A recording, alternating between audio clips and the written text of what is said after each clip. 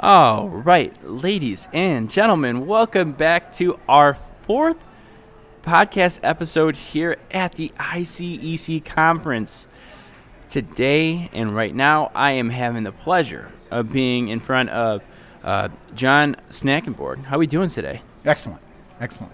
Well, thank you so much. He is actually about to be presenting in about, what? You're about to, 45 minutes, you'll be up there presenting. Well, first of all, you are an assistant professor over at Dominican University. And, you were a special education teacher. You taught in CPS for 9 years. At Dominican, you're a PEARSON lead trainer there. Also, you are going to be talking about what today?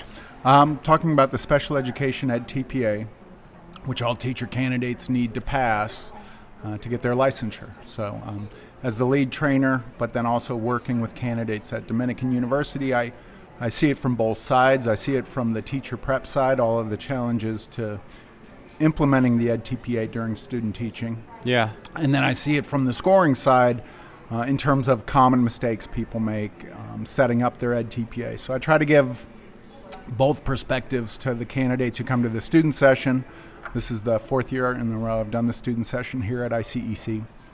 Just so they go into their EdTPA student teaching semester prepared, so that they're not figuring out things halfway through and then trying to rush before student teaching is finished and get their EdTPA projects done. It's just very college-like, people to do is just kind of exactly.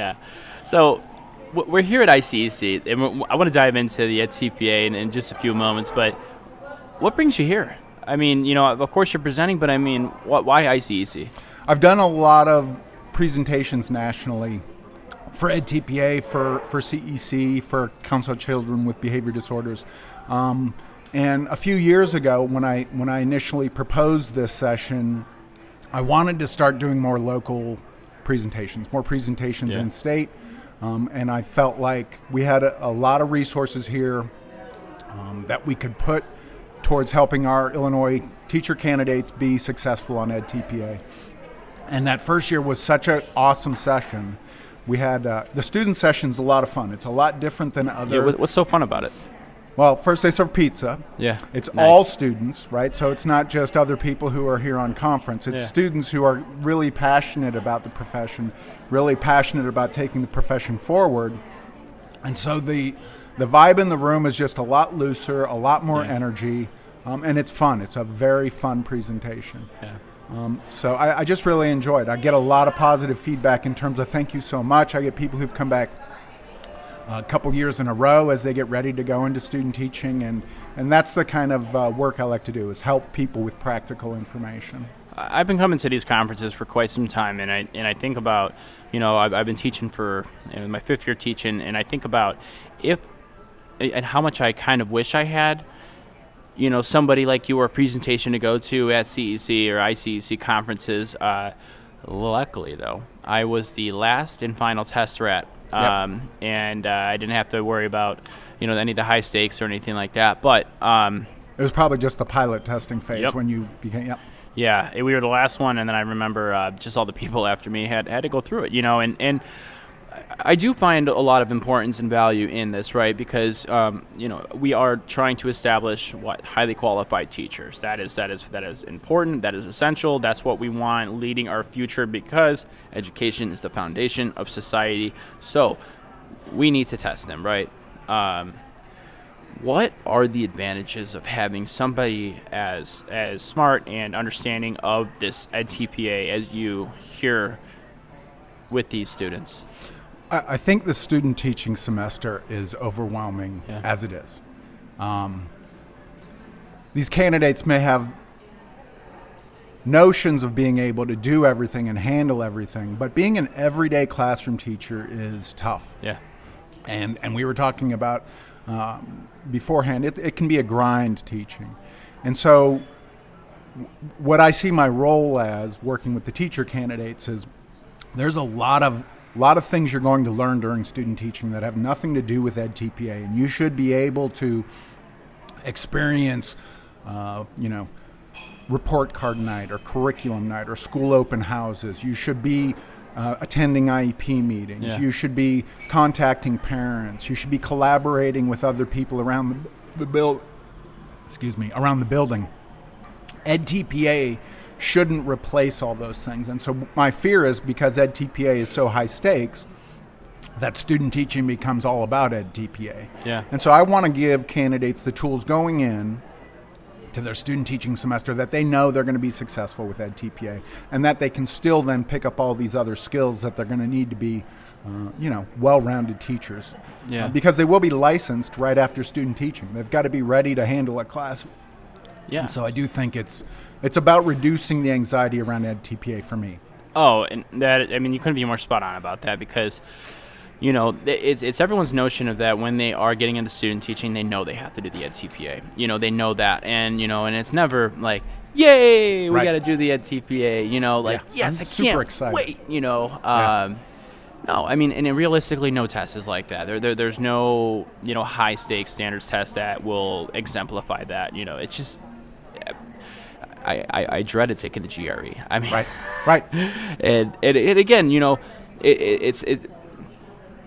Do you think, though, that the EdTPA, well, first I want to talk about that the EdTPA has become integrated into college curriculums, right? Yeah. Like, it's become integrated as in, like, you know, because when you go to student teaching, that's the high-stakes test. That's when you're doing your EdTPA. But teacher prep programs have been creating their own EdTPAs, right? Like their own curriculum for it. Correct. Now, have you been a part of any of that, especially at Dominican University? Yeah. Oh, absolutely. Now, are you spreading that knowledge out to, like, any other, like, you know, with you having your expertise, like, are you only not donating that, but providing that to Dominican? Not only to Dominican. I've worked with a number of the universities locally: St. Francis, Aurora, DePaul, Roosevelt. Yeah. Loyola. I've gone and done presentations for their faculty individually. At Dominican, I'm also the EdTPA coordinator, so I work with our elementary programs and secondary programs. We also have a school librarian program, and I work with their candidates as well. I think once you understand the framework of EdTPA, you can tell people how to interpret the handbook and what, you know, and demystify some of the language that EdTPA uses. But and you mentioned redesigning the program or redesigning curriculum around EdTPA, and we have done that, especially trying to use some of the vocabulary EdTPA uses. But essentially, what we're still talking about is good teaching. Yeah. Can you plan for student needs? Can you instruct students and make a connection with them, connect to prior learning, use research-based pedagogy? And then can you assess and evaluate student learning? So that always was a part of the program, but we need to make it more explicit in terms of that sequence, that planning, instruction, and assessment sequence, so that when they get to EdTPA, it's not like they're doing something completely brand new. It's just like your, you know, rinse and repeat. You're, you know, like, I've been doing this. This is the evidence-based model that we need to be following, you know, right? And you need to constantly be following that cycle. Now, just, you know, some things that, you know, I hear is that, and I'm wondering, you know, what's your advice in terms of when I was taking, sometimes you see some, like, repetitive language. You're like, I've already addressed this in this question here, but, oh, you know, like, I'm hoping that the evaluators don't. And this is what I'm really hoping, that when students are able to, like, see this and understand, like, well, I don't want to be redundant. I don't want to be redundant. Right. Have you heard that before? Absolutely. How can you speak to that? I think one of the things candidates do is they attack the assessment chronologically. And so they go prompt by prompt and they answer it. And what when they say to me, I feel like I'm repeating myself, typically what I think happens is candidates will over-answer earlier prompts. Yep. And put everything into that. And then when they get to a subsequent prompt that's actually looking for that information, they're like, well, I already answered that. Yeah. And so one of the things that I really try to do in my session is get them to try to look at the assessment holistically rather than step by step, so that they understand they don't need to talk about assessment when they're asking about prior learning. Right? There's going to be a chance for them to talk about assessment, or they don't need to talk. So typically, I think the big issue with the redundancy is candidates over-answer earlier prompts, maybe not realizing they're going to have a chance to explain some of those things they're including.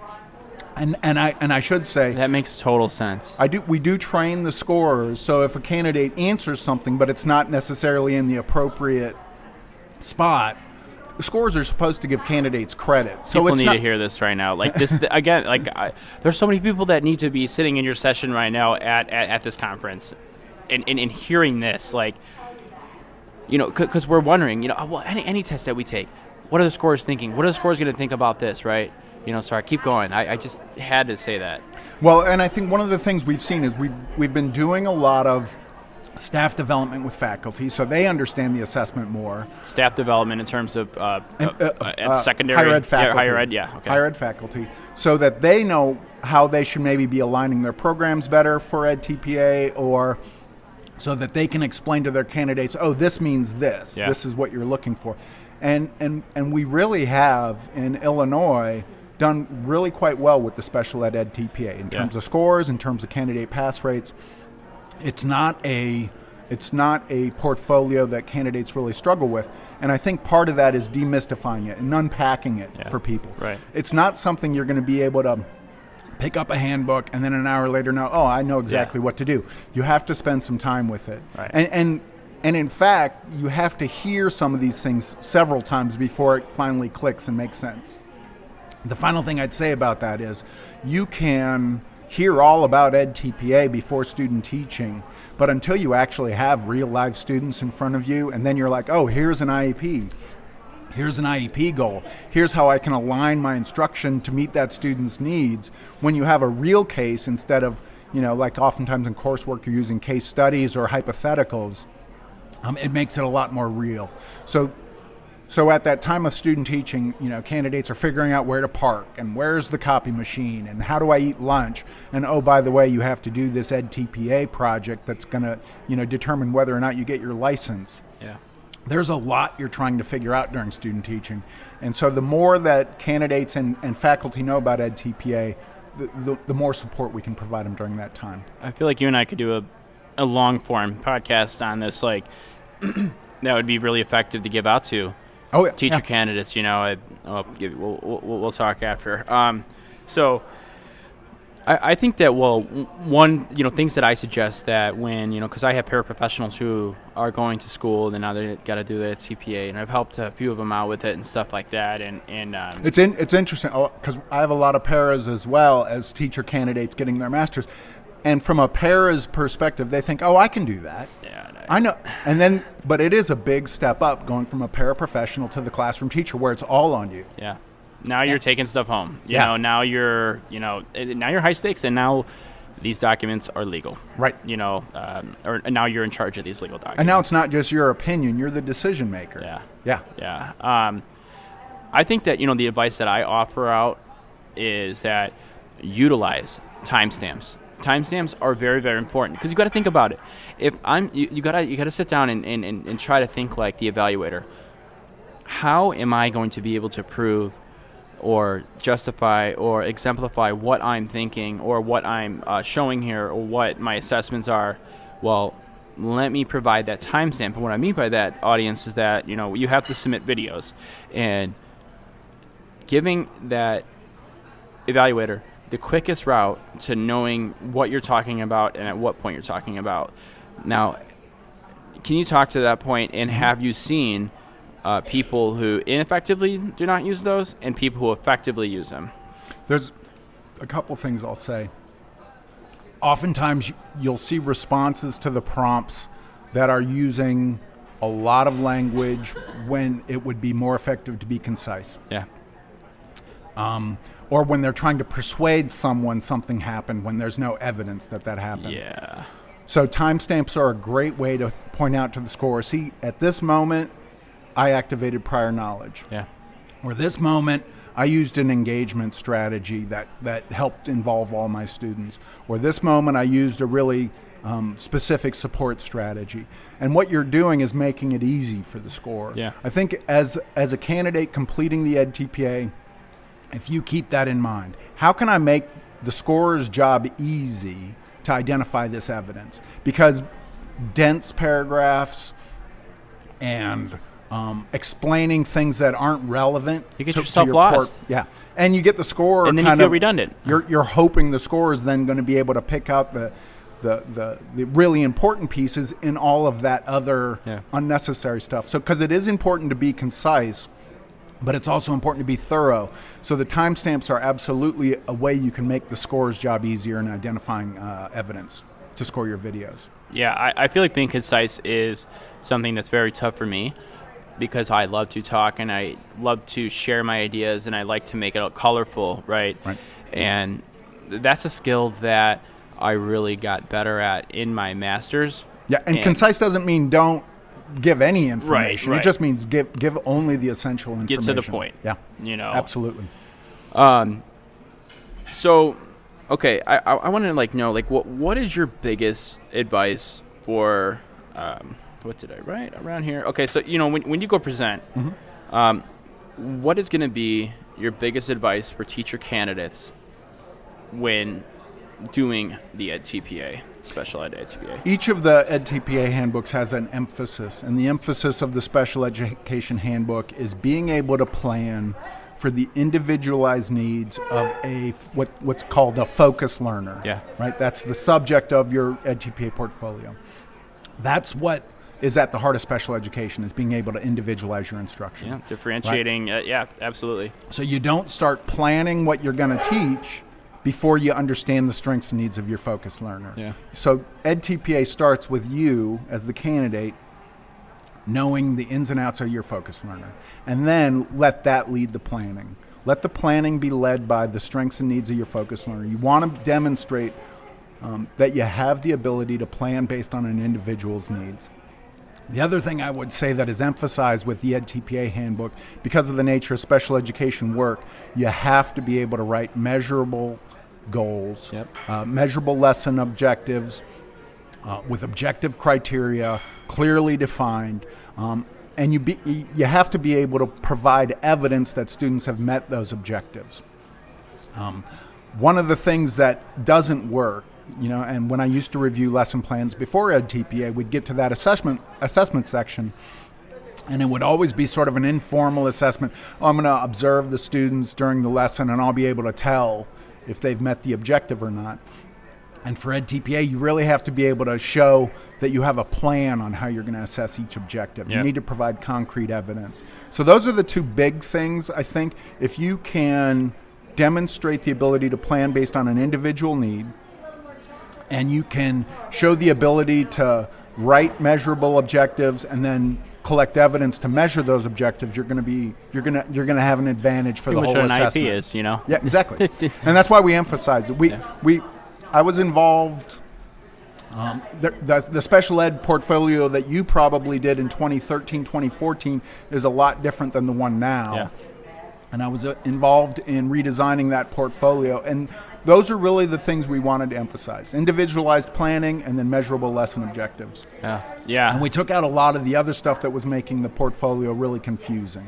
How often are you reworking everything, or how often you guys have to go back to the drawing board and be like, all right, hey, we're looking at the data of our fall candidates and our spring candidates of this year, and we noticed that, all right, this has been really kind of botching everybody, and, how do you guys look at that? 2014 and 2015, I was around a lot.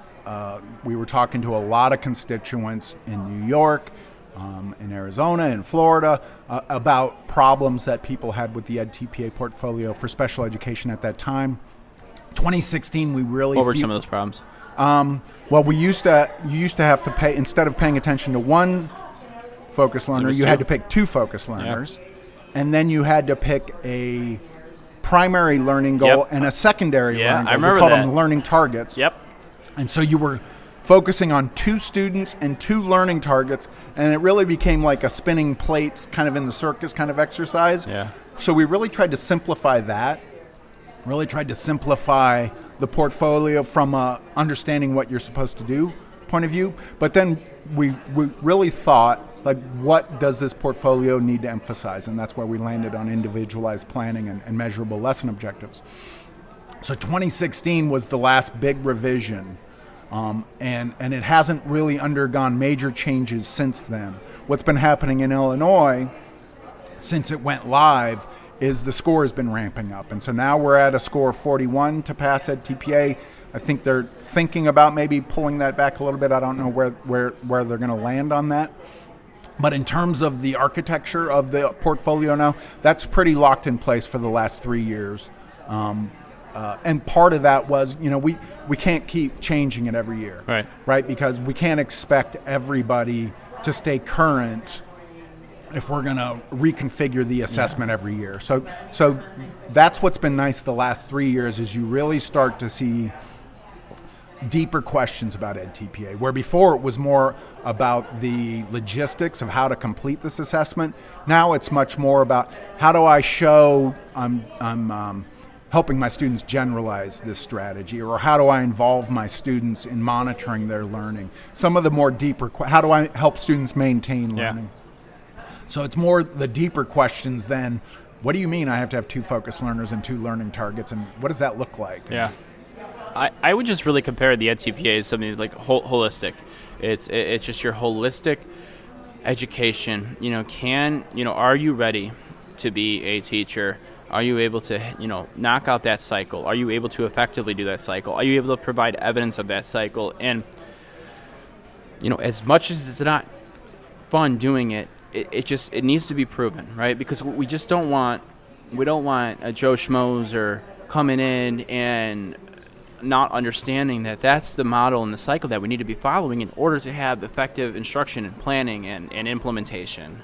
And I've gotten a lot of feedback from critics of the EdTPA, which I think is valid. I think there's no such thing as a perfect assessment, and I think the criticism is valid, and I think the criticism has helped make it better. A couple of things I would say: it's really forced programs to look at their student teaching placements, because a placement does need to be flexible enough to allow a candidate to implement this EdTPA. If you have a prescribed curriculum, or they're only doing, say, like an intervention, like a Fontes and Pinnell type intervention, it's going to be difficult, right, to do EdTPA. And, there's research that says good student teaching placements allow that flexibility. The other thing I'd say is, EdTPA sets up teacher candidates nicely, that if they want to go for national board certification in a few years after they've been teaching, these are similar types of assessments, and so that they're much more prepared for the national board certification process. I didn't know that. That's awesome. The final thing I'd say, when I got my teaching certificate, now it's a teaching license in Illinois, it was a multiple choice test. Yeah. I didn't have to plan a single lesson. I didn't have to show that I could teach and make a connection with students. I didn't have to evaluate student learning, right? It was based on a series of multiple choice tests, starting with, at the time, the test of basic skills, now the TAP, which is gone. Yeah. The APT, which is also gone, and then the content test. So it was a series of multiple choice tests I took. No one ever said, oh yeah, he can teach, he can plan, he can evaluate. And so I do like that the focus is actually on teaching. Yeah. Right, we don't want special ed teachers to just be assistants. They need to be able to plan lessons and teach and connect with students. Yeah, I think it does facilitate a nice road, to structuring your student teaching and to understanding how that model is supposed to be ran out. I think just to wrap up here, you gave some really solid advice, but what's going to be your biggest takeaway from your presentation today? What are these fantastic participants at the ICEC conference here in Naperville are going to take away from John Snakenborg's presentation? 2 pieces of very practical advice. When you are planning your lessons, plan your lessons so that your lesson plans are pretty rock solid before you start writing your planning commentary. Right? You don't want to go back and forth between your lessons and your planning commentary. If your lessons are planned out, the planning commentary will write itself. And the same goes for the instructional task. Before you start writing about your teaching, select your video clips, get your timestamps where you're providing a positive learning environment or engagement or whatever. Have your video clips selected, and then write your instruction commentary. There's just some logical, common sense types of pieces of advice that make it easier. Yeah. And that's what I try to give them, is that there is support out there. There is a way to be successful at this, and this is some practical advice about how to approach it. Awesome. Well, John, I'm really happy I came across you here because actually I love talking to you about this, and it's a it's a very important topic, and I really hope that students and students in CEC are able to take a look into this and don't panic, don't have anxiety about it. It's something that is just it needs to be done, and it's just a process that we need to evaluate so we are sure that we have highly qualified teachers. Yeah, that's what we want. Is we want all our students to have really well prepared teachers who understand how to use evidence-based practices, how to respond to them and their individual needs. That's really what it's about, is having better teachers in front of our students. Yeah. Well, John, thank you so much for coming here, and I really, I hope you have a really good presentation coming up here. And looking forward to it. Yeah, thank you so much. Oh, my pleasure. Thank you.